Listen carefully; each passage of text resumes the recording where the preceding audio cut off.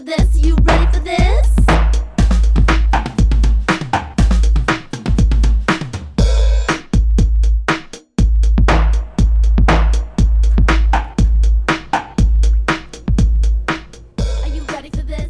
Bonjour, vous êtes avec Annie Baudouin et Nicole Nelson pour WordPress Marivic.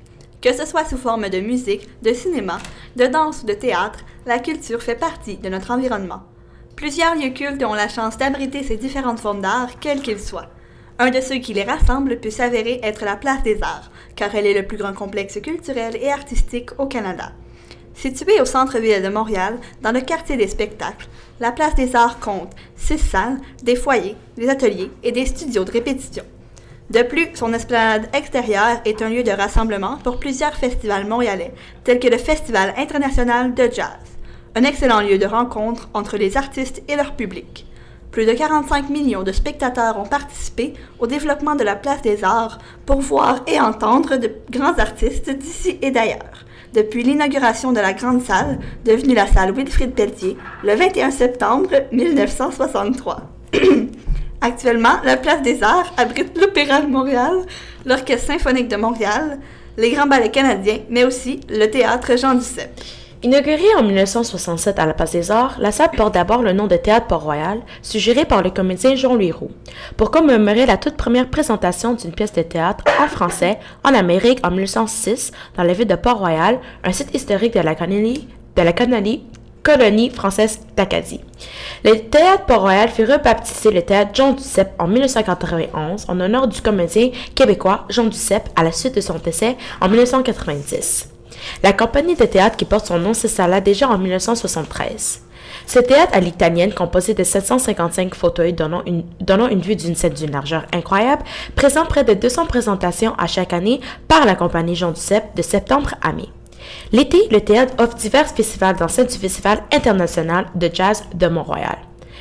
Cette semaine au Théâtre Jean Duceppe fut la première prestation de la pièce de théâtre « Les liaisons dangereuses ». Voici la bande-annonce. Vraiment, c'est l'idée de la voir trahir tout ce qu'il y a de plus précieux pour elle. Vous pouvez sûrement comprendre cela. Je croyais que perfidie était votre mot préféré. Victoire! Non, cruauté. J'ai toujours trouvé que cela sonnait plus noble. Vous êtes terrifiante.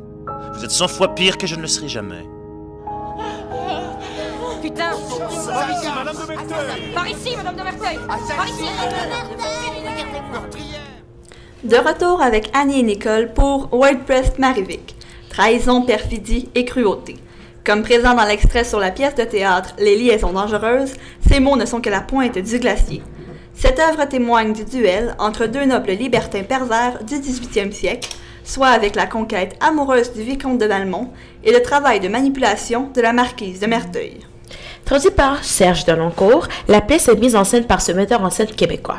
Christopher Hampton, un grand auteur, scénariste et réalisateur, est l'auteur de la pièce, ainsi que les films de 1988 avec John Malkovich et Glenn Close.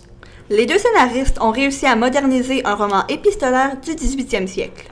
Les thèmes d'amour, de pouvoir, de désir et de sexualité ont facilité la tâche, mais l'adaptation théâtrale est actualisée grâce aux décors et aux costumes au style du 20e siècle, sans corset ni perruque.